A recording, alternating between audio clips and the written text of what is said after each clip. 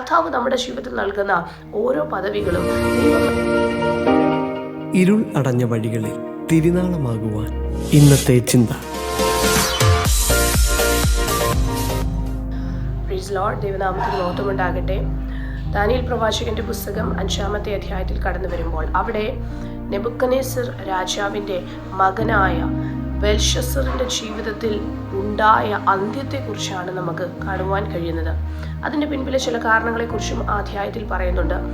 അതിൻ്റെ തുടക്കത്തിൽ ബെൽഷസ്സർ രാജാവും തൻ്റെ രാജ്യത്തിലുള്ള ചില വ്യക്തികളും തൻ്റെ ഭാര്യമാരൊക്കെ ചേർന്ന് യെരൂശലേമിൽ നിന്ന് കൊണ്ടുവന്ന, ദൈവത്തിൻ്റെ ആലയത്തിൽ നിന്ന് കൊണ്ടുവന്ന പാത്രങ്ങളിൽ വീഞ്ഞു കുടിക്കുന്നതായിട്ട് നമുക്ക് കാണുവാൻ കഴിയുന്നുണ്ട്.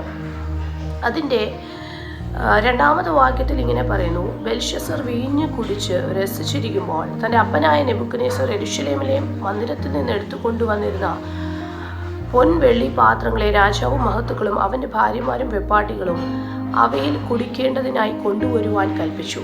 ഇവിടെ താൻ ദൈവത്തിൻ്റെ ആലയത്തിൽ നിന്ന് തൻ്റെ അപ്പനായ നെബൂഖദ്നേസർ കൊണ്ടുവന്ന പാത്രങ്ങളെ അവിടേക്ക് കൊണ്ടുവന്നിട്ട് അതിൽ വീഞ്ഞു കുടിക്കുവാൻ വേണ്ടി ഒരു കൽപ്പന കൊടുക്കുകയാണ്. അങ്ങനെയൊക്കെ അവിടെ സംഭവിക്കുന്നുണ്ട്. ഇവർ വീഞ്ഞു കുടിച്ചു കഴിയുമ്പോൾ 4-ാമത്തെ വാക്യത്തിൽ കാണുവാൻ കഴിയുന്നുണ്ട്: അവർ വീഞ്ഞു കുടിച്ച് പൊന്നും വെള്ളിയും താമ്രവും ഇരുമ്പും മരവും കല്ലും കൊണ്ടുള്ള ദേവന്മാരെ സ്തുതിച്ചു. ഇവർ വീഞ്ഞു കുടിച്ചു കഴിഞ്ഞിട്ട് വിഗ്രഹങ്ങളെ സ്തുതിക്കുക. 5-ാമത്തെ വാക്യത്തിൽ പറയുന്നു: തൽക്ഷണം ഒരു മനുഷ്യന്റെ കൈ വിരലുകൾ പുറപ്പെട്ട് വിളക്കിന് നേരെ രാജധാനിയുടെ ചുവരിൻ്റെ വെള്ളമേൽ എഴുതിയ കൈപ്പത്തി രാജാവ് കണ്ടു. ഉടനെ രാജാവിൻ്റെ മുഖഭാവം മാറി. ഇവിടെ തൻ്റെ മുഖഭാവം മാറുന്നതായിട്ട് നമുക്ക് കാണുവാൻ കഴിയുന്നുണ്ട്.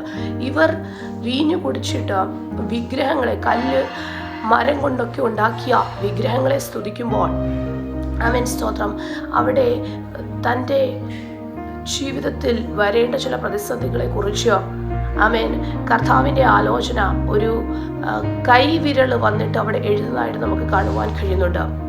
അത് കണ്ടതിന് ശേഷം ഈ രാജാവിൻ്റെ മുഖഭാവം മാറുന്നതായിട്ടും അധ്യായത്തിൽ കാണുവാൻ കഴിയുന്നുണ്ട്. താഴോട്ട് വായിച്ചു വരുമ്പോൾ ആമേൻ സ്തോത്രം, തൻ്റെ ജീവിതത്തിൽ ഉണ്ടായ ആദ്യത്തെക്കുറിച്ചാണ് നമുക്ക് കാണുവാൻ കഴിയുന്നത്. താൻ ആ രാജ്യത്തിലെ എല്ലാ വിദ്വാൻമാരെയും ആമേൻ ആഭിചാരകന്മാരെയും ഒക്കെ വിളിക്കുന്നുണ്ട്. എന്നാൽ അവർക്കൊന്നും ഇതിൻ്റെ അർത്ഥം പറയുവാൻ കഴിയുന്നില്ല. അവരർത്ഥം പറയാതിരിക്കുമ്പോഴാണ് രാജധാനിയിൽ രാജാവിൻ്റെ ഭാര്യയുടെ അടുത്തേക്ക് വിഷയം എത്തുന്നതും ആമേൻ സ്തോത്രം, രാജ്ഞി അവിടെ കടന്നു വന്നിട്ട് പറയുകയാണ്, മുഖഭാവം മാറരുത്, ഇങ്ങനെ ഒരു മനുഷ്യനുണ്ട്.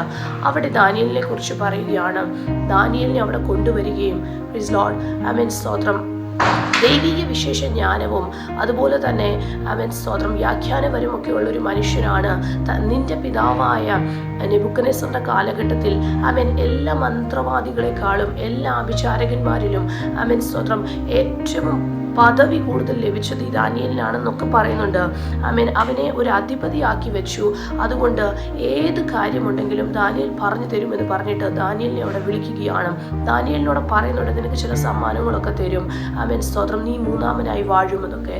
ദാനിയേൽ അവിടെ പറയുകയാണ്, എനിക്ക് സമ്മാനങ്ങളൊന്നും വേണ്ട, അത് മറ്റൊരു വ്യക്തിക്ക് ഇരിക്കട്ടെ എന്ന് പറഞ്ഞിട്ട് താൻ പറയുകയാണ്, കർത്താവാണ് ഇതിനെയൊക്കെ ആമേൻ സ്തോത്രം വെളിപ്പെടുത്തി തരുന്നതെന്ന് പറഞ്ഞിട്ട് ഹല്ലേലൂയ അവിടെ താൻ അതിന് അർത്ഥം പറയുന്നതായിട്ടൊക്കെ നമുക്ക് കാണുവാൻ കഴിയുന്നുണ്ട്.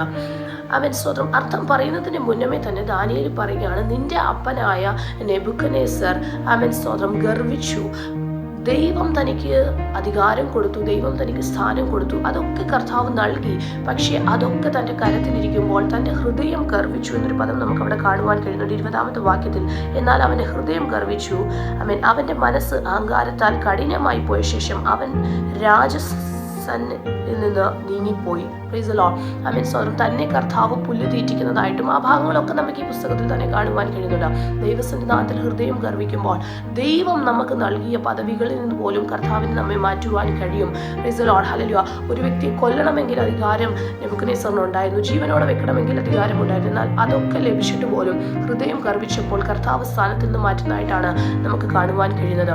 അതുകൊണ്ട് ഈ അദ്ദേഹത്തിൻ്റെ അവസാന ഭാഗങ്ങളിൽ ആ കൈയെഴുത്തിനെ കുറിച്ച് ഇങ്ങനെയാണ് പറയുന്നത്. ആ കൈയെഴുത്ത് ഇങ്ങനെയാണ്: മേനെ മേനെ തേക്കേൽ ഉഫർസേൻ, അതായത് കർത്താവ് നിന്നെ രാജസ്ഥാനത്ത് നിന്ന് നീക്കിയിരിക്കുകയാണ്, മറ്റൊരു വ്യക്തിയെ നിനക്ക് പകരമായി നൽകും.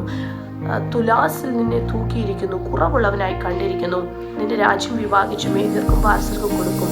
ഇങ്ങനെയൊരു വ്യാഖ്യാനമാണ് അവിടെ എഴുതിയിരുന്നത്. നമുക്ക് അതിൻ്റെ അവസാനത്തിൽ കാണുവാൻ കഴിയുന്നു, ആ രാത്രിയിൽ തന്നെ ബെൽഷസ്സർ കൊല്ലപ്പെട്ടു.